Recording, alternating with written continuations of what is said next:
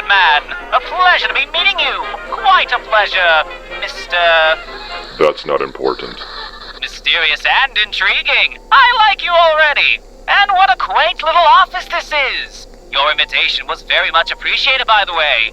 It's hard to come by good manners nowadays, as well as conversation, which isn't initiated by screams of terror. You're welcome. You certainly know how to set the atmosphere. The poor lighting and rustic furniture. Oh, it takes me back. It's A most impressive display. I must simply applaud your efforts. Why don't you have a seat?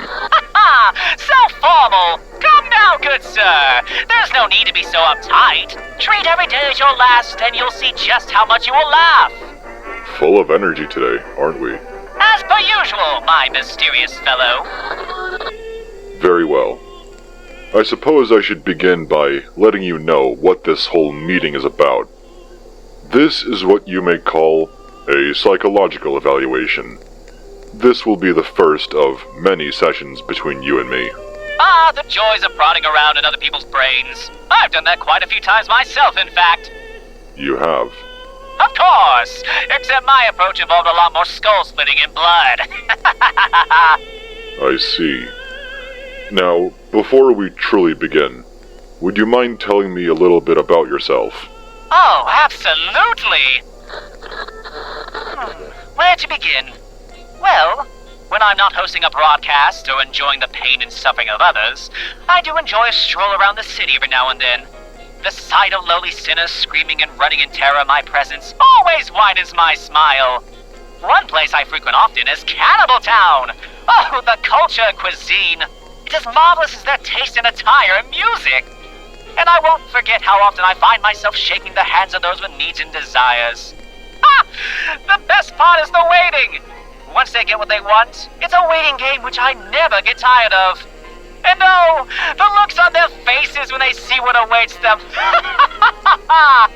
Deal making seems to entertain you quite a bit. You would be surprised how convincing you can be with just a smile. Right.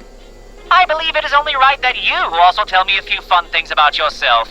Wouldn't you agree? No. My whereabouts in nature should not be of any concern or importance to you. The less you know about me, the better. That's the life I wish to live. Ah, secrets! Who doesn't love them? I can get behind a fun mystery every now and then. All you may know is that I exist. Now, shall we begin? I do not wish to waste your time, nor mine. Very well, ask away. Good. Let's begin with something prevalent. From what I've managed to see during my time here, you always keep that smile on, never dropping it for any reason. Surely it gets tiresome. What purpose does this eternal grin serve? A most spectacular choice of a question. A smile is the most versatile tool of any soul who wishes to take charge of their own fate. To those who we call friends, it can be a symbol of inspiration, motivation, even hope, if you so choose to believe in that fictitious nonsense. To enemies, it only serves as another obstacle they must decipher. It keeps them on their toes, never knowing what may come next.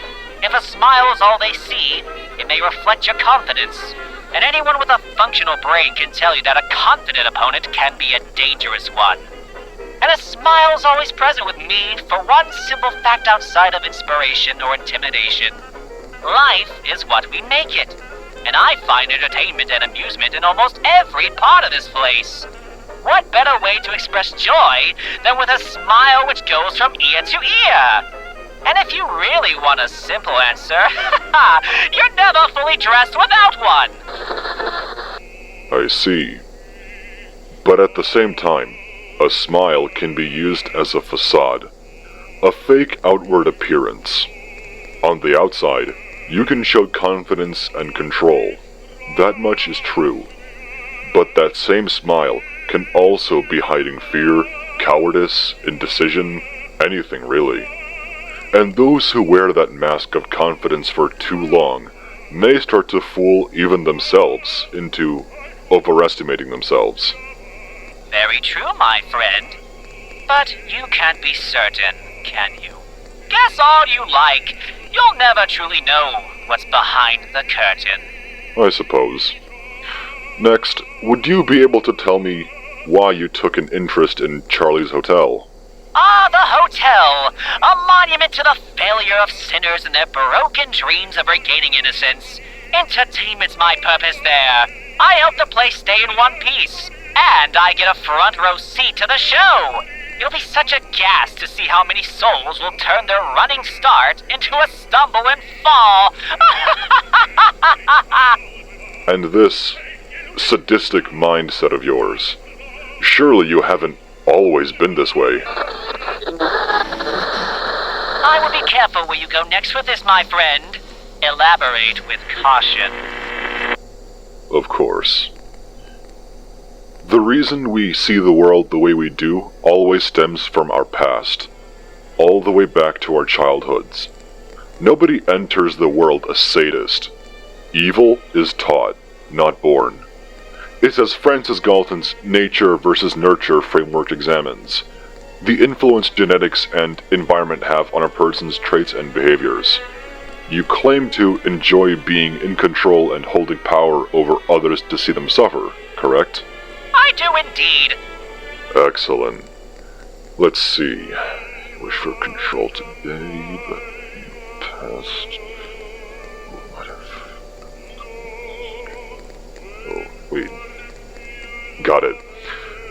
You strive to have power and control because it could be something you had none of in your childhood. A good friend of mine, Dr. Adler, had this idea he coined: individual psychology. This may sound silly, but he claimed that everyone is born feeling inferior, that it was a universal condition. We are born completely helpless, unable to feed ourselves, communicate, or do much of anything. And our lives are put into the hands of the adults who brought us into the world. That difference between what we can and cannot do as infants is what creates this divide. Now, to simplify and summarize, we spend our childhoods learning and growing, finding ways to overcome this innate feeling of inferiority. We improve ourselves in a process called compensation.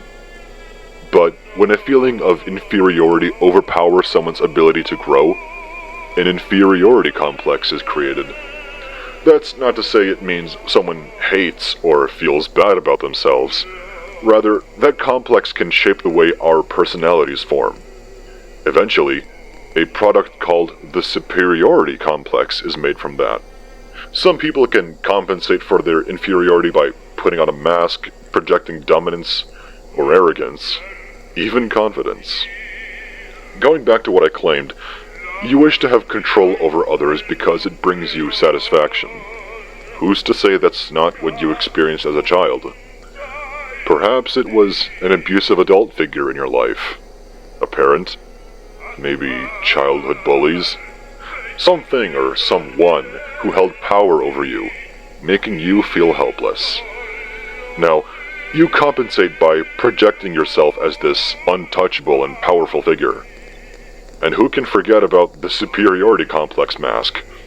A cover for deep-seated feelings rather than a sign of genuine capability. I wonder what your mask could be. Aha! Quite a theory you have there. A shame that it's all wrong. But you seem to really have a grasp on this whole brain-prodding art. Bravo! Wrong, you say? Oh, don't be upset. Not everyone is perfect. On that note, I believe I've had enough. Thank you for the wonderful conversation and silly lecture. Ta-ta! Wait, why? We just started. As entertaining as your little brain prodding is, I have other places to be at the moment. Won't you stay for just a few more questions? No. How about a deal then? I'm listening. So that gets your attention. Noted. Yes, a deal. What did you have in mind? This whole time we've been studying each other, trying to get into each other's heads. I admit, it's refreshing to see someone else do it for a change. studying you? Absurd! You want control. That includes knowledge. You know nothing about me, so you tried learning by listening and watching. This is all very textbook stuff. What gave me away? You fidget with your staff when you're in deep thought. You're just full of surprises, aren't you, my mysterious friend? So secretive, so educated. What is your story, I wonder? Questions, Alastor. Why don't we play a little game with them? Through questions, we'll find answers. And perhaps make that deal I mentioned. Why not? I suppose there is more to you than meets the eye. Good. Now then, do you know how to play questions? I do not. It's rather simple. We have a flowing conversation, but we can only speak in questions. First one to stumble over their words or utter a statement rather than an inquiry loses. This was my favorite game as a child. And what happens when one of us loses? Why don't we worry about that part later? Shall we? Would you like to begin by telling me your name? Why do you wish to know my name? Isn't it customary for two folks to know the proper way to address one another? Would you be shocked to learn I don't have a name? What? Is that a yes? Is lying about oneself allowed in this game of yours? Are you implying that I lied about my name? Wasn't that obvious? What do you suppose I gained from lying? Could it be the fact you wish to remain an enigma to me? Are you sure you haven't played this game before? Would repeating a question asked earlier disqualify me? Which question are you referring to? Would the simple questions, what and how, be cheating if they were constantly repeated? Are you admitting that you're looking for a way to cheat the game? How could you assume I'm attempting to cheat? Isn't your title of Deceptive and Powerful Overlord of Radios enough motive for that assumption? Would you be surprised if I told you I'm simply just a quick learner? What else could you tell me about yourself?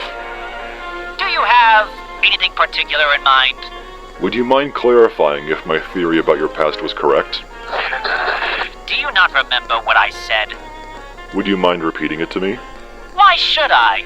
Isn't it rude to refuse repeating information to those who have forgotten? Are you really going to lecture me about manners now? Why don't we change the topic of conversation? Mind if I take the lead? What kind of host would I be if I refused?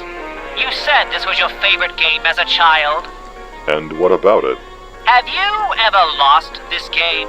If I said no, how would you respond? What would you expect from me? If I've come to know you enough, would your response be another one hidden behind that facade you put on? I beg your pardon. What's really going on underneath that mask you have? What true feelings and persona hides behind that smile you're always wearing? The mystery is killing you, isn't it? If you win, what do you suppose you'll want from me? Would you like to guess? Is it my soul you wish to collect? You're not intimidated in the slightest. Why would I be intimidated? Do you have any sense of how long I've been doing this? Collecting souls and making deals? You've been here for how long? Nearly 7.5 decades, maybe? And that doesn't tell you anything about my experience? Would you like to guess how long I've been here? A short while after I arrived? How confident are you in that answer? Was I correct? How disappointed would you be if I said no? You think I would be disappointed? Do you want to know something? What is it? If I didn't know any better, would you say you're starting to run out of questions? What makes you say so? Haven't you noticed how your responses have been becoming shorter and repetitive? Really? How much longer do you think you can last? Is that really a question? Are you able to ask a question which does not lead us into another circle? A better question is, are you able to? Would you rather see me end the game right now? Does that mean you're going to give up? Can you tell me the answer to a question that does not have one? Can I choose not to respond? Is that how you would like to admit defeat? What defeat is there to admit? Will you answer my question or not? Ask and we'll see, won't we? What question could you ask me right now that I couldn't answer with my own question that leads to a never-ending battle of wits between us? You want me to ask you your own question? Did I stutter? Why the pause? Is this the pressure you spoke of? Wasn't that obvious already? Quickly, without pause or thinking, what is the function of a variable capacitor in radios? Changing frequencies. Wait. Game, set, match. Thank you for playing. Very clever. Indeed, that was fun! Entertaining, even? Certainly. I must say, you weren't budging. One of my longest games to this day. I tried every trick I knew, and had to think outside the box to finally get you. Well, if that's all, I suppose you'll be wanting something from me? Yes. Don't worry, I don't need material possessions or anything of the sort. All I request is that you return here in a few days. That can be arranged. That'll do. Thank you. You're free to leave. Before I do, answer just one thing for me. Do you really not have a name? No.